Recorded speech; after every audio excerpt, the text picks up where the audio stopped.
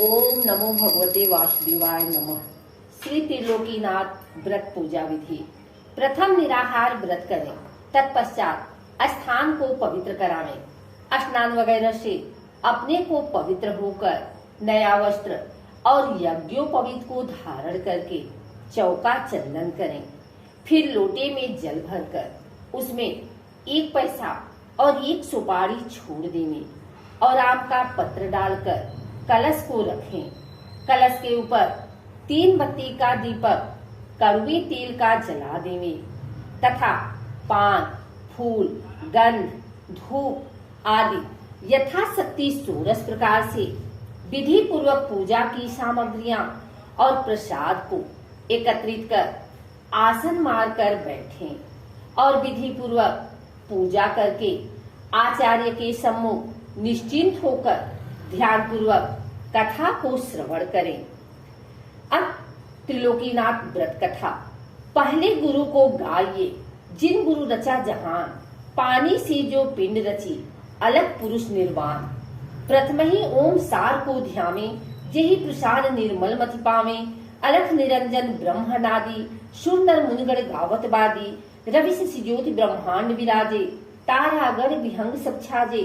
दिन और रात जगत में कीन्हा, चारों ऋतु समय पर दीन्हा। कीड़ा कुंजर जीव अनेका, जल थर सरता वृक्ष अनेका। जंगल झाड़ पहाड़ बनावे, यही विधि 14 भुवन रचावे। शो प्रभु अलख निरंजन स्वामी, निराकार घट अंतर्यामी। ताकर भेद को नहीं पावे, वेद वेदांत सभी गुण गावे। विनय करे महादेव सिंह, नाथ सदा गुर खान।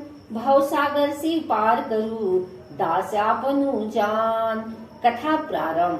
प्रथम अध्याय। एक समय नारद जी मुनियों के सत्संग में श्री त्रिलोकीनाथ की महिमा का वर्णन कर बताने लगे। तब मुनियों ने उनसे कहा, हे नारद जी, त्रिलोकीनाथ कौन है? आप कृपा कर सारे वृतांत को विस्तार पूर्वक कहकर बताइए, ताकि हम लोगों के दिल का संदेह दूर हो। मुनियों के ऐसे प्रश्न करने पर श्री नारद जी बोले, हे मुनिगण, आपने यह प्रश्न संसार के हितार्थ किया है, तो मैं भी वैसा ही वृतांत आप लोगों के सम्मुख कह सुनाऊंगा, ताकि संसार की भलाई हो और जीव पाप कर्मों से निस्तार पावे। इतना कहकर श्री नारद जी बोले, एक समय भारद्वाज का पुत्र शुकेश, शिव का पुत्र सत्यकाम, गर्भ गोत्री सौर्यायणी सूर्य का पोता, अश्लायन का पुत्र कौशल्य, भृगु का पुत्र विदर्भ, देशवासी केतु का पोता कुबंधी, एक ईश्वर परायण ब्रह्म विश्वासी भक्तजन परम ब्रह्मा को जानने के हेतु हाथों में समझाए लिए ऋषि पिपलाद के समीप गए। यह सोचकर कि निश्चय यह मुनि वह सब बता देंगे जो हम जानना चाहते हैं। ये लोग तब वहां पहुंचे तो ऋषि पिपलाद इनसे बोले, आप लोग जो श्रद्धा सहित मेरे पास जानने के निमित्त आए हैं कि संसार में सबसे बड़ा देव कौन है, सो मैं आपको विस्तार पूर्वक कहकर बतलाता हूँ। इतना कहकर ऋषि पिपलाद उन ऋषियों से बोले, एक कल्प का वृतांत है कि एक नगर में चारों वर्ण ब्राह्मण, क्षत्रिय, वैश्य और शूद्र रहते थे। उसी नगर में एक मल्लाह भी निवास करता था, किंतु मल्लाह अपनी करनी की बदौलत दारुण दुख भोग रहा था। कहा है कि आगे किए सो अब भुगतावे, अवहि करे सो आगे पावे। जाको प्रभु दारुण दुख दीना, ताकि मत पहले हर लीना। ईश्वर स्वतः सदा निर्दोष रहता है, जो जैसा करता है उसको वैसा ही फल देता है। उस मल्लाह के पास एक कामधेनु गाय थी, परंतु वह कामधेनु गाय 1 पाव से अधिक दूध किसी रोज भी नहीं देती थी। और उस मल्लाह की स्त्री जब से आई तब से अपनी सास को सपने में भी मैया जी नहीं कहती थी, और उसका बेटा बाप को कभी बाबूजी नहीं कहता था। वह बेचारा मल्लाह ऐसा दुख भोग रहा था कि आज खाया तो कल के लिए चिंता लगी रहे। इस कारण वह नित्य परम ब्रह्मा परमात्मा से प्रार्थना करता था कि हे भगवान, कल क्या भोजन होगा। इस प्रकार से जब दुख भोगते भोगते कुछ रोज हो गए तो एक रोज उसकी स्त्री ने उससे कहा, घर में एक छटाक चावल दाल नहीं है और तुम चुपचाप बैठे हो। तब वह मल्लाह अपनी स्त्री की ऐसे वचन सुनकर बोला, क्या करें, पास में तो एक पैसा भी नहीं है। कहो चावल दाल कहाँ से और कैसे ले आवे। अपने पति के ऐसा कहने पर वह मकान के अंदर जाकर देखी कि घर में एक सवा सेर के करीब मटर और ताखे पर 2 पैसे हैं। वह उन पैसों और मटर को उठा लाई और अपने पति को देकर कहा, यह लो और बाजार से चावल दाल खरीद लाओ। मल्लाह मटर को अपने गमछे के कोने में बांध पैसे को टेट में रखकर बाजार को चला। तब उसका दुख दूर करने के निमित्त परम ब्रह्मा परमात्मा ने एक डंडी भेजा। वह डंडी पूज का डारा पहने, लंगोटा चढ़ाए, अंग में भस्म रमाए, ऊपर से पीताम्बर और हाथ में कमंडलू लिए दिव्य मूर्ति को धारण किए उस मल्लाह के नगर के निकट आकर एक पीपल के वृक्ष पर चढ़कर बैठ गया। तब तक मल्लाह भी वहां आ पहुंचा। मल्लाह को आते देखकर वृक्ष के ऊपर से डंडी बोला, ए मल्लाह, तुम किधर जाते हो। इस शब्द को सुनकर मल्लाह पीछे की तरफ जो घूमकर देखा तो उसको कोई आदमी दिखाई नहीं पड़ा। तब वह फिर आगे को बढ़ा। बढ़ते ही फिर वही आवाज सुनाई दी कि ए मल्लाह, तू किधर जाता है। दोबारा आवाज सुनकर फिर मल्लाह ने घूमकर देखा और जब फिर उसको कोई आवाज नहीं सुनाई पड़ी तो फिर कौन मुझे पुकार रहा है यह सोच ही रहा था कि उसकी निगाह एक व एक पीपल के ऊपर जा पड़ी तो क्या देखा कि एक बड़ा तेजवान डंडी जटा मुकुट धारण किए, पीताम्बर और हाथ कमंडलू लिए एक पीपल की मोटी डाल पर बैठा है। डंडी महाराज को देखकर मल्लाह प्रणाम करके बोला, महाराज आप कौन हैं और मुझे किस लिए पुकार रहे हैं। इस दास के लिए आपकी क्या आज्ञा होती है। सेवा में यह दास हाजिर है, जो आज्ञा हो कहिए। डंडी बोला, मैं त्रिलोकीनाथ का भेजा हुआ शक्तिमान डंडी हूँ। डंडी महाराज की ऐसे वचन सुनकर मल्लाह ने बड़े हर्ष के साथ साष्टांग प्रणाम किया। मल्लाह का प्रेम देखकर डंडी प्रसन्न हो आशीर्वाद देकर पूछा, तुम कहाँ जा रहे हो। मल्लाह बोला, स्वामीनाथ, मैं बाजार जा रहा हूँ। बाजार का नाम सुनकर डंडी ने कहा, बाजार जा रहे हो तो हमारे वास्ते 1 पैसे का कपूर, 1 पैसे का कड़वा तेल एवं 1 पैसे का पंचमेवा प्रसाद के लिए लेते आना और वह 3 पैसे पीपल के नीचे पड़े हैं, उठा ले जाओ। मल्लाह ने पीपल के नीचे पड़े हुए 3 पैसे उठा लिए और टेट में रखकर डंडी से बोला, महाराज तेल किस में ले आऊंगा। डंडी ने कहा, अपने गमछा में बांध कर ले आना। गमछे का नाम सुनकर मल्लाह सकोच कर बोला, महाराज गमछे में तेल किस प्रकार आएगा। तब डंडी ने हंसकर कहा, तुम त्रिलोकीनाथ का नाम लेकर गमछे में बांध लेना, उनकी महिमा से चला आवेगा। डंडी के वचन मानकर मल्लाह वहां से चला और बाजार में आ पहुंचा। तो अपने मन में विचार कर पहले डंडी महाराज के सामान को खरीदने लगा। बनिया की दुकान पर जाकर मल्लाह ने कहा कि भाई 1 पैसे का कपूर दो। बनिया ने 1 पैसे का कपूर दे दिया। कपूर को लेकर मल्लाह ने अपने टेक से पैसा निकालकर बनिया को दिया और तेली की दुकान पर जाकर तेली से कहा, 1 पैसे का कड़वा तेल दे दो। वह तेली बोला, तेल किस में लोगे, जाकर एक पात्र तो मोल लाओ, तब तेल ले जाना। मल्लाह ने कहा, हमारे पास 3 पैसा अधिक है और एक पैसे का 3 सौदा खरीदना है। पात्र कहाँ से लाऊं, तुम मेरे गमछे में दे दो।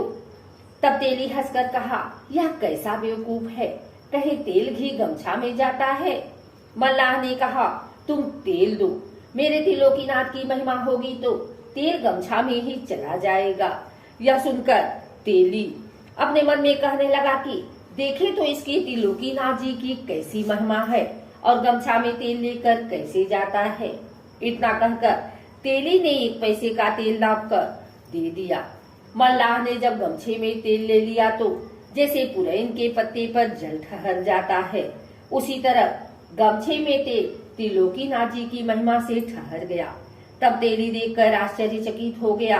तब मल्लाह पैसा देकर पंचमेवे की दुकान पर जा पहुंचा और तेली वहां सोच सकोच में पड़ा ही रहा। इधर मल्लाह पंचमेवे की दुकान पर जाकर कहा, भाई 1 पैसे का पंचमेवा तो दे दो। मेवा वाले ने 1 पैसे का पंचमेवा दे दिया। मेवा को ले मल्लाह कपड़े में बांध केक से 1 पैसा निकालकर पंचमेवे वाले को दे दिया तो देखता है कि तीनों पैसे मेरे पास मौजूद ही हैं। तब तो मल्लाह बड़ा आश्चर्यचकित हो फिर अपने मन में कहने लगा कि यह सब वही डंडी महाराज की माया है। अब जान पड़ता है कि 3 पैसे कभी कम नहीं होने वाले हैं। ऐसा अपने मन में विचार कर मल्लाह बड़े आनंद से 1-1 पैसा करके अपनी इच्छा अनुसार फल, फूल, गंध, धूप इत्यादि वस्तु भी खरीद एक बड़ी सी पोटली बांध लिया। तत्पश्चात अपना चावल, दाल वगैरह सब सौदा खरीद कर बाजार से चल पड़ा।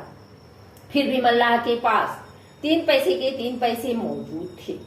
बाजार से सौदा लेकर मल्लाह उसी पीपल के पास आ पहुंचा जहां की वह डंडी बैठा था।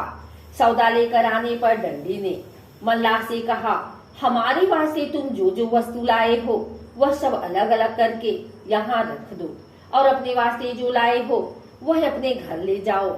मल्लाह डंडी की आज्ञा अनुसार सब सौदा खोजकर अलग अलग रख कर बोला, महाराज तेल कहाँ रखें? डंडी ने कहा, देखो वह पीपल में खोखला है, उसी खोखले को साफ करके तेल उसमें रख दो। मल्लाह खोखले को साफ कर उसमें तेल रखकर बोला, महाराज आपके 3 पैसे तो हमारे पास ज्यों के त्यों मौजूद ही हैं।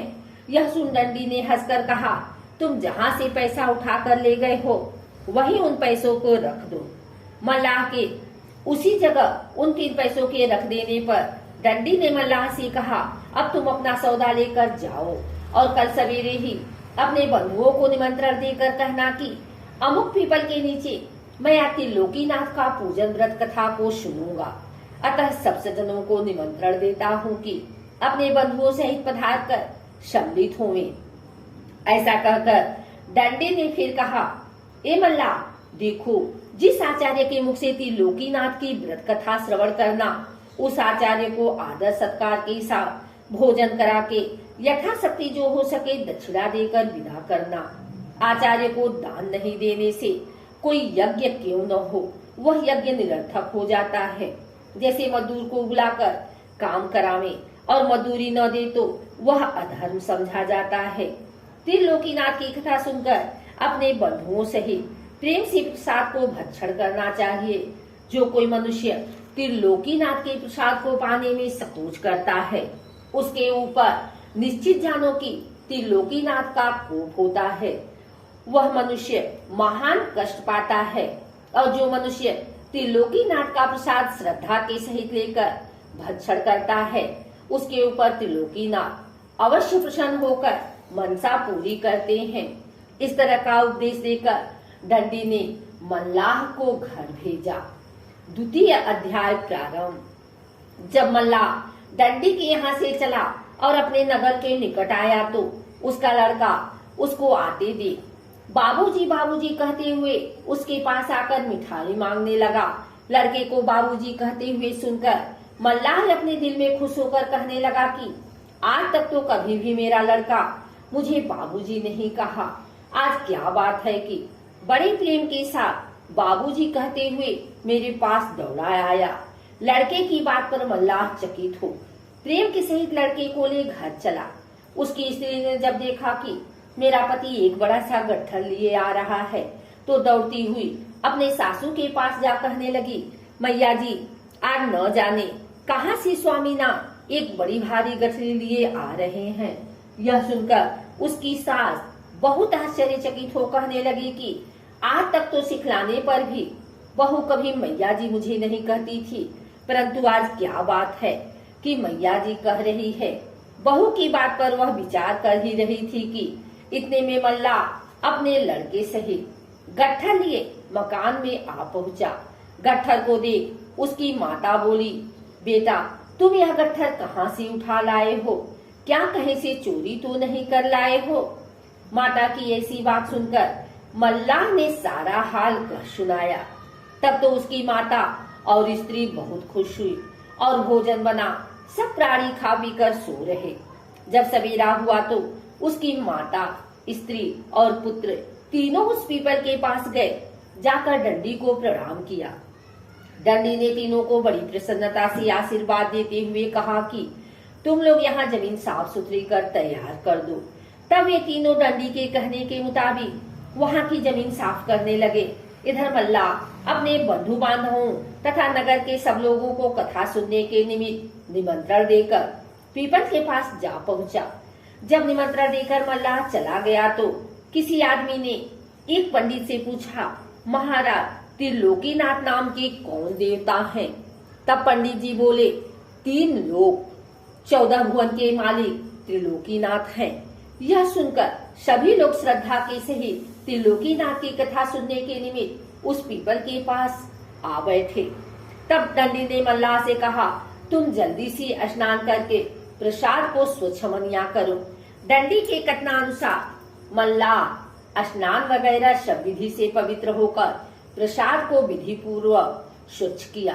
तब फिर डंडी ने कहा कि चौका चंदन करके प्रसाद को 3 भागों में पृथक पृथक रखो और लोटे में जल भरकर उसमें 1 पैसा और 1 कसैली डालकर उसके ऊपर आम का पत्र देकर 3 बत्ती का दीपक कड़वे तेल का जला दो और कपूर की आरती कर आसन लगाकर बैठो और प्रेम के सहित श्री त्रिलोकीनाथ का सदुपदेश सुनो।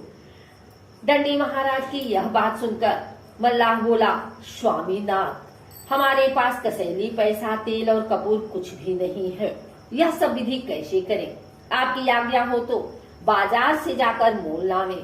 तब डंडी ने कहा, कल जो हमारे निमित्त सब सामान बाजार से मोल लाए हो वह सामान वहीं रखा है, उसको लेकर विधि करो। और जो तुम्हारे पास कसैली नहीं है तो जो 3 पैसे बाजार से लौटा कर लाए हो वह पैसे भी पड़े हैं, उसमें से पैसे लेकर 1 पैसा कसैली के बदले और 1 पैसा कलश में पड़ना चाहिए, अतः 2 पैसे कलश में छोड़ दो। तब उस मल्लाह ने डंडी महाराज की आज्ञा अनुसार वैसा ही किया एवं संपूर्ण विधि हो जाने पर डंडी ने कहा, ए मल्लाह, जो मनुष्य अपने बंधु बांधवों आदि को बुलाकर श्रद्धा के सहित श्री त्रिलोकीनाथ का सदुपदेश सुनता है वह अपने कुल परिवार सहित पाप कर्मों से छुटकारा पाकर मुक्त हो जाता है। इतना कहकर डंडी त्रिलोकीनाथ का सदुपदेश श्रवण कराने लगे। डंडी ने कहा, ए मल्लाह, 3 लोक 14 भुवन 7 खंड 9 द्वीप में सबसे बड़े देव त्रिलोकीनाथ हैं। जैसे महर्षि कह गए हैं कि सुरपुर, नरपुर, नागपुर तीनों पुर में आया है, भजन करो भाई आंध्रा, क्यों तुम धर्म भुलाया है। अंडर पिंडर स्वदेश उडबी जंडम अस्थावर आदि सब जीवों में जिसकी सत्ता समा रही है उसी प्रभु का नाम त्रिलोकीनाथ सत्यनारायण स्वामी है, जो सारे संसार के पालन पोषण करता और धरता है। इन्होंने अपनी इच्छा के अनुसार सारी संसार को रचा है और वह परम ब्रह्मा परमात्मा अजर अमर अनादि और अजन्मा है। उनका कभी नाश नहीं होता और न वे जन्म ही लेते हैं। वह जैसे सर्वशक्तिमान है वैसा ही उनका गुण तथा कर्म स्वभाव नाम भी अनंत है। जब संसार में घोर पाप होने लगता है तब वह भूमि का भार और दुख हरने के निमित्त अपनी प्रचंड शक्ति को देकर एक पुरुष भेज देता है। वही पुरुष संसार में आकर पापियों को मार भक्तों का उद्धार करता है। इतना कहकर फिर डंडी बोला कि जो पुरुष अपने माता पिता, गुरु और आचार्य का तथा जो स्त्री अपने सास ससुर और पति का अनादर करती है एवं जो मनुष्य जीवों पर दया नहीं करता, मांस मछली मदिरा भक्षण करता है, उनको निश्चय जानो कि त्रिलोकीनाथ दंड देते हैं। वही स्त्री पुरुष दुखी होकर संसार में कष्ट पाकर मारे मारे फिरते हैं और उनका अनादर के सिवा आदर कहीं भी नहीं होता। देखो त्रिलोकीनाथ की कैसी महिमा है। इस प्रकार के सदुपदेश देते हुए डंडी बोले, जब त्रिलोकीनाथ ने सारे जगत को रचकर 84 लक्ष योनि को उत्पन्न किया तो सब जीवों उनकी प्रजा तथा संतति है। त्रिलोकीनाथ की पूजा तथा कथा को कहने सुनने का अधिकार सभी के लिए बराबर है, खासकर किसी एक व्यक्ति के लिए नहीं। जो सारे संसार को खिलाता है, वह खाने के लिए किसी दूसरे के आश्रय पर नहीं बैठा रहता। वह खाता भी है और नहीं भी खाता है। खाने का अर्थ यह है कि जब वह सर्व जीवों में वास करता है तो जो जीव खाता है वह उनको प्राप्त हो जाता है। जैसे कहा भी है कि ईश्वर अंश जीव अविनाशी, चेतन अमर सहज सुख राशि, बिन पग चले सुने बिन काना, कर बिनु कर्म करे विधि नाना, आनंद रहित सकल रस भोगी, बिन वाणी वक्ता बड़ जोगी। वह सर्वशक्तिमान परमात्मा सब जीवों में वास करने वाला है और उसके पांव नहीं किंतु चलता है, कान नहीं परंतु सुनता है, हाथ नहीं पर सब कर्मों को करता है, जीव नहीं किंतु सब रसों का स्वाद लेता है, मुख नहीं किंतु बहुत बोलने वाला है, अर्थात उनका रूप नहीं, वह निराकार है। इससे मालूम होता है कि परमात्मा निराकार रहते हुए भी आपके सब कर्मों को जानता है। और परमात्मा के लिए प्रसाद पूजा पर नहीं रखा जाता, किंतु प्रसाद रखने का नियम इसलिए हुआ कि प्रसाद के लालच से लड़के से लेकर वृद्ध तक सब लोग आकर परमात्मा के सदुपदेश को सुनेंगे और प्रसाद पाकर प्रेम के सहित श्री त्रिलोकीनाथ का नाम लेते हुए घर जाएंगे और पाप कर्मों से बचकर त्रिलोकीनाथ की भक्ति में मन लगाएंगे। उपदेश के साथ दृष्टांत इसलिए देकर बतलाया कि लोग जाने कि त्रिलोकीनाथ ने किसको कैसे दंड और फल दिए। दृष्टांत को सुनकर कोई प्राणी पाप कर्मों की तरफ कभी नहीं जाएंगे और कर्मों का फल समझकर श्री त्रिलोकीनाथ की भक्ति में सदा लवलीन रहेंगे। इतना कहकर दंडी ने मल्लाह से कहा, अब विधि पूर्वक हवन करके आरती करो और प्रसाद सभी लोगों को बांट दो। हरी इच्छा। उसी समय में एक ब्राह्मण वहां जा पहुंचा।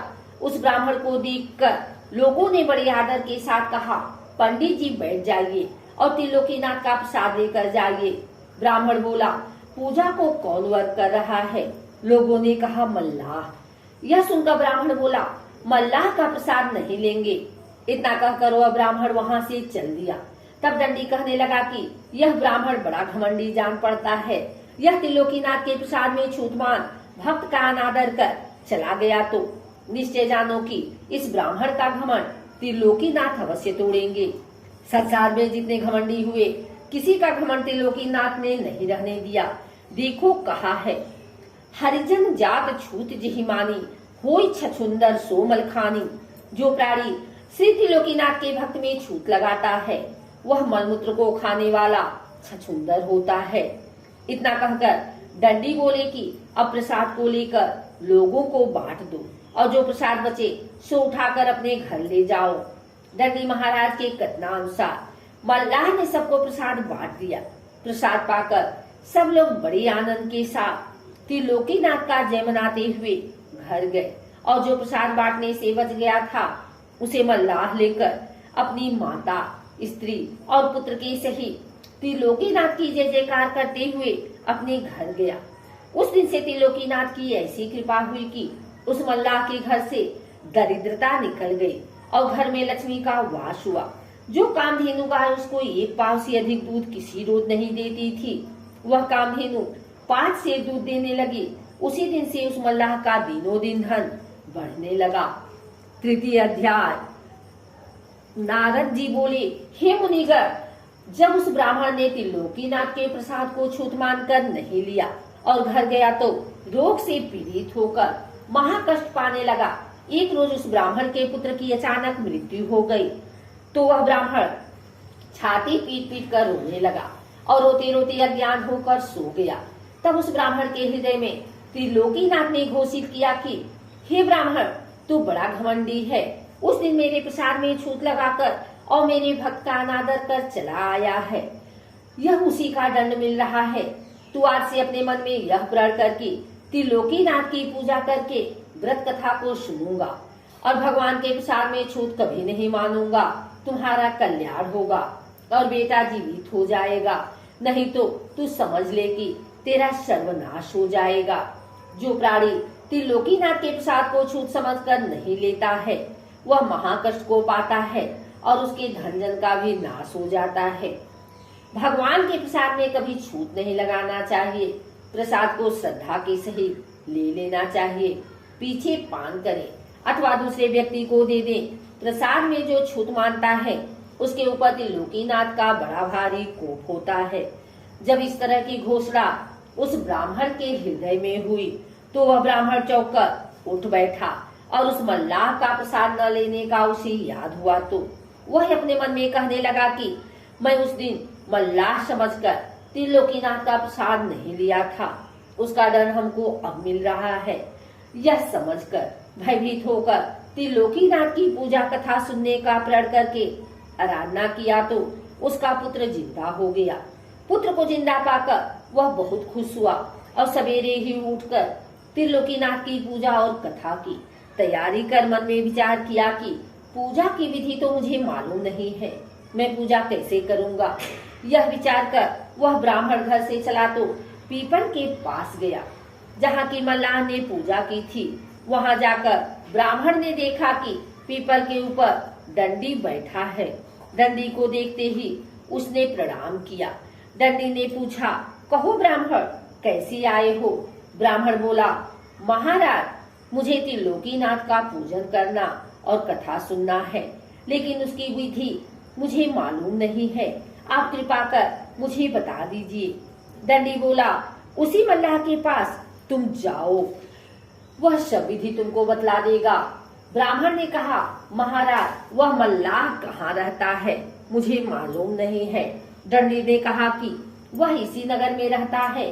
दंडी के कहने पर ब्राह्मण उस नगर में गया और लोगों से पूछकर मल्लाह के पास जाकर कहा, ए भाई, मुझे त्रिलोकीनाथ की पूजा करनी है, सो उसकी विधि क्या है बतला दो। यह सुन उस मल्लाह ने पूजा की सारी विधि बतला दिया। विधि को सुनकर ब्राह्मण ने कहा, ए भाई, तुम कृपा कर मेरे साथ चलो, बिना तुम्हारे गए ठीक नहीं होगा। ब्राह्मण की यह बात सुनकर मल्लाह उसके साथ उस पीपल के पास आया और दंडी को प्रणाम किया। तब दंडी ने पूछा, कहो मल्लाह, किस लिए आए हो।